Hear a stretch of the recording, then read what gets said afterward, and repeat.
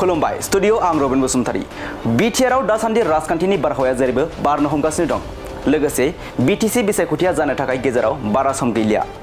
थिग बेखौ नोजोर होनानैनो मोनफ्रोमबो दोलोआ गावबागाव राजखान्थिनि दोलोखौ गोख्रों खालामनो मोनफ्रोमबो दोलोनि दैदेनगिरिफोरजों लोगोसे हानजाफोराबो गोख्रों हाबा मावनायखौ जों नुबोगासिनो दं नाथाय बेफोरनि गेजेरावबो दोलो नागारनानै बबेबा दोलोनि सोद्रोमाफोरा बबेबा दोलोखौ मोजां मोनना हाबलाय आरो ओंखारलाय जानायखौबो जों नुबोगासिनो दं थिग बेबायदिनो मैया एबा 25 जुन खालि क'क्राझार जिल्ला इउपिपिएल फार्मार सेलनि बारग' आफादगिरि आरो बनरगाव ब्लकनि नेहाथारि कुमार चन्द्र बसुमतारीजों लोगोसे गासै सा 27 सुबुंफोरा बिजेपि दोलाव जयेन जाफैदों लोगोसे क'क्राझार शान्तिनगरनि गासै 34 रायजो राजाफोरा थांनाय बावैसो सान सिगां बिपिएफआव हाबफैदोंमोन आरो फिन 9 नं बनरगाव मण्डलनि एमसिएलए राजीव ब्रह्मखौ मोजां मोननानै मैया एबा 25 जुन खालि बिजेपि हान्जायाव जयेन जाफैबावदों दिनैहाय जोंनिनो बे सिवगुरि सक्ति केन्द्रनिफ्राय दुमरुगुरि गामिनिफ्राय माखासे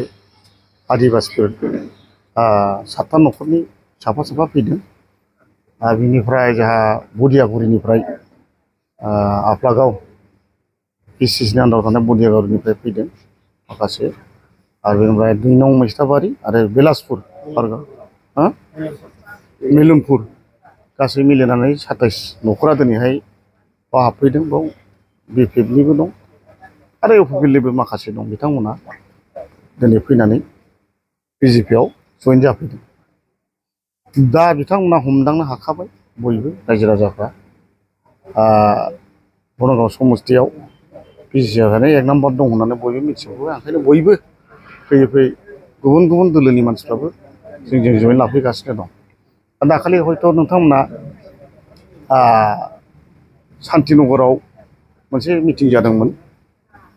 बिथांमोना बाहेरानि मानसि लाबोजोबनानै गेदारिं खालामदों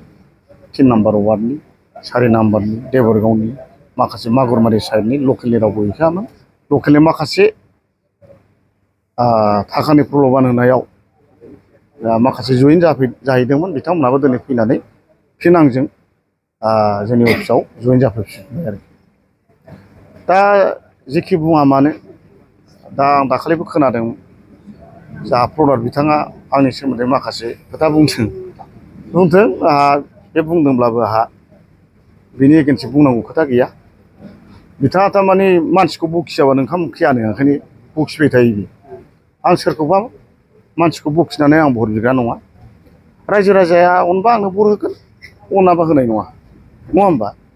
रायजो राजाया जुदि आंखौ देरहानो गोसोबा देरहागोन फेजेननांगौबा फेजेनगोन बाव सोरबा नेताखौ मुं सुनानै गाज्रि बुंनाय बखिनाय आंहा हुदा गैया हयथ' आं दिनैसिमबो बुंबाय थायाखै बुंबाय थादों बिथाङा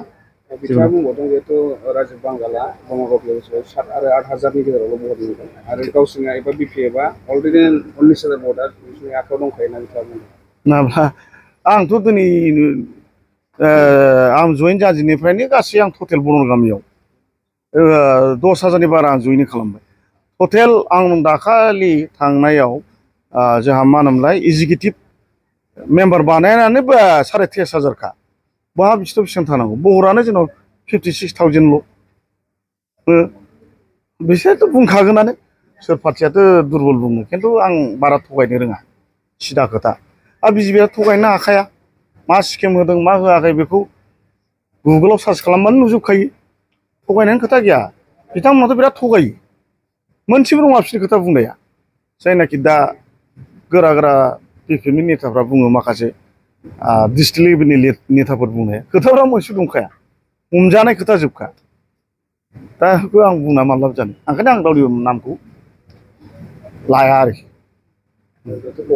35 गासिबो बिल' जाखादों माखासेया गासिबो बायरानि जोबखासै जयेन जाया बिपिएफआव जयेन जाहैदोंमोन बिथांमोना दिनै फैनानै आंजों जयेन जाफैजोब्बाय 21 थारिखआव लांदोंमोन बिसोरो खायदा फैसा थुसा होनो होननानै लांदोंमोन जाहैबाय लायनानै उनाव बिथांमोना बुजिबाय जे जाला होननानै फैफिनबाय आरो माखासे बिसोरो 600 जादों होनना बुंदों बेफोरथ' एकदम मिसा खोथाथार आंनाव हिसाबानो दंजोबो जाय जाग्रा बिसोरनो खिथाजोब्बाय मागुरमा नामाफारानि बांगालफोरबो दंमोन गासै बिदिनो 3 नाम्बार वार्ड 4 नाम्बार आरो बै नामापारा मुस्लिमफोर बेफोरखौ लानानै गासै बिसोरो 150-200 जादों आरोखि बेखौ बारा बुंदों आं खिथाबा दिनैहाय आरो आंजों माखासे फैफिनजोब्बाय जितु नोंथांमोननि बिजेपि दोलोनि जयनिं हाबाफारि साबैसे सुबुङा बेहाय जयनिं जाफैदों आरो मा मा जायगा दिनै क'क्राझार वार्ड नाम्बार 1निफ्राय गासै 37-32 जन जयेन जाफैफिनदों बिथांमोना जोंनिनो दोलोनि मानसिमोन बिथांमोनखौ माखासे प्रल'भन आरो थगायनानै लांनानै थांनाय 21 तारिख खालि सार्वजनिक दुर्गा मन्दिर जिथु माने बे बेबिलेननि एसे बारनानै दङ बे जायगायाव बिथांमोनखौ थगायनानै लांनानै जयेन जाहैदोंमोन दा बिसोरो फिन राजिब सारखौ मोजां मोननानै बिजेपि दोलोखौ मोजां मोननानै बिथांमोना गिदिंनानै फैफिनबाय बिथांमोना दुखु फोरमायदों थगायनानै लांनो नाङामोन बिथांमोनखौ माखासे प्रल'भन होनानै लांनाय जादों बेखौ जाफुंनाय जानाय नंखाया जिहेतु आरो फिन बेबायदिनो जाबाय थागोन नामा नोंथाङा मा फोरमायगोन बे मोनसे सन्देह मोनसे फैदों जिहेतु दा जोङो माखासे बिसोरो खुब साधारन मानसि बिथांमोनहा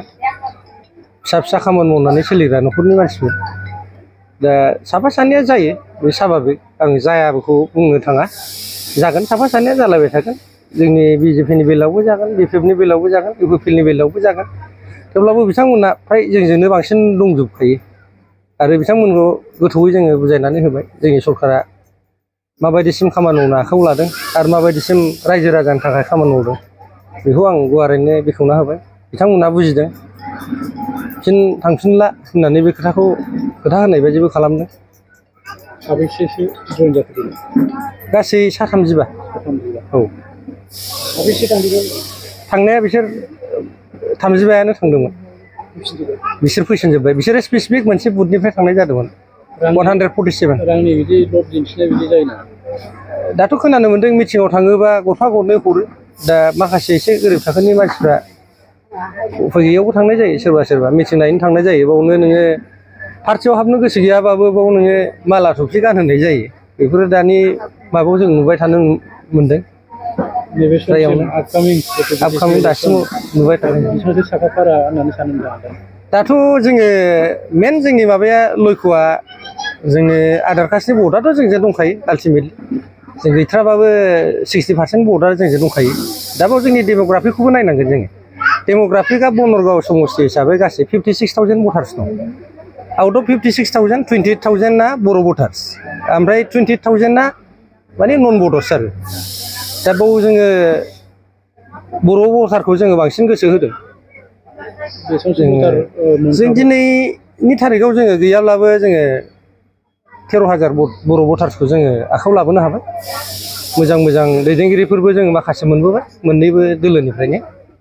आरो बे अना बर' भटारनिफ्रायबो जोङो 60%खौ जोङो मोनगोना रोखा जाबाय आरो मोनसेखौ आं बुंबावनांगोन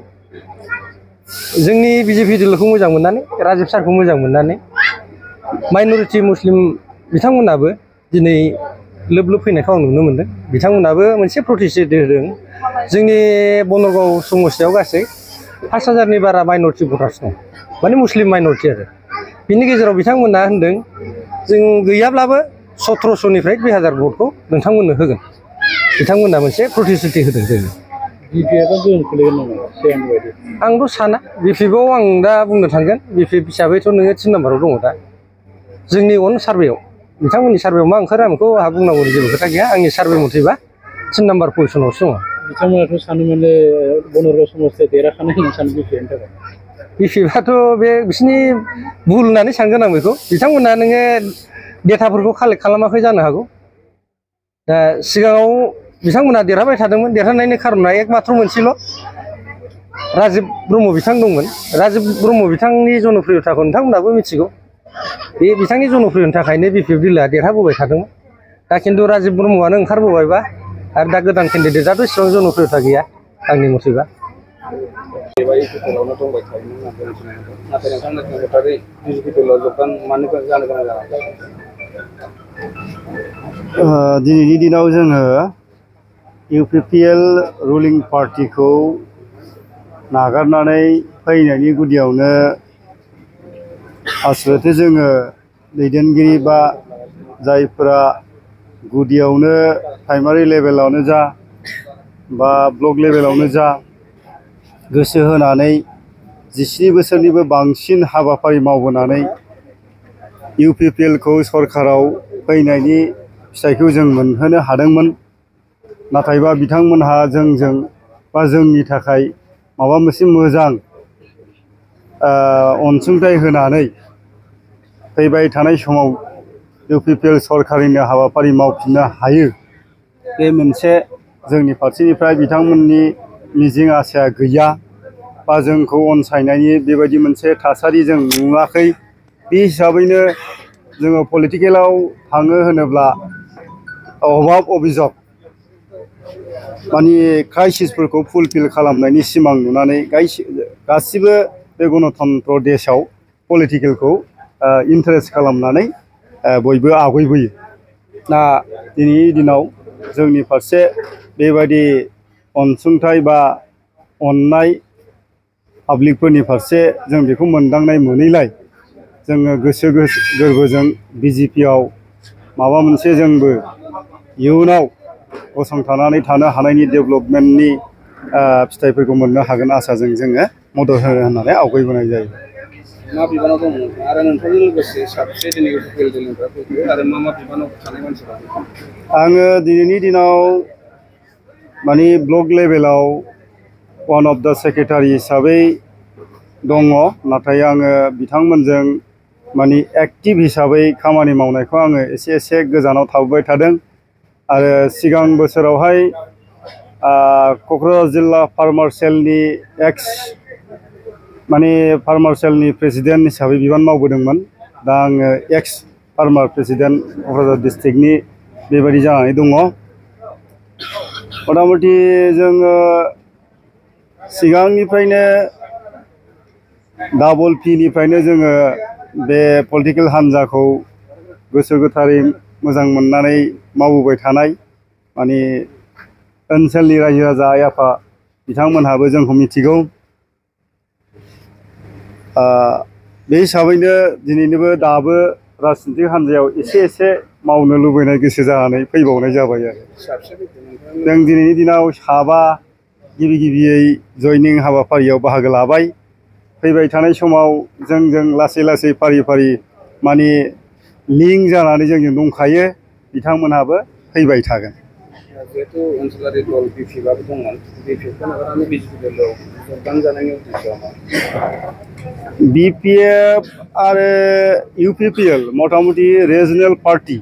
मोननैबो, नाथाय बिथांमोनखौ जों रायजो राजा लुबैदोंमोन जे मोननैबो गोरोबनानै मोनसे गोहोगोरा खौसेथिजों BTC खौ सालायोबा मोजां जायो। बिथां चिफ आसामनि हिमन्त बिश्व शर्मा सारा खावलायनाय आरो जों बयबो मोनदाङो एसेबाबो साननो हानाय गोहोनि सुबुंफोरा जे खौसेथियासो देरहासारनायनि मोनसे मोजां हाबाफारि होननानै। आरो जोंनि आसाया बेनो BTC बा आसाम स्टेट गासै भारत नाङैनो BJP दा मोजां मोनसे खुंथायनि पावाराव गसंनानै दङ। बेखायनो जोङो BJP नि थ्रुयै जोङो जौगानायनि हाबाफारिखौ मोननो हागोन जोंहा मिजिंथिनायजों बे हान्जायाव जोङो लोगो लाफैनाय जाबाय।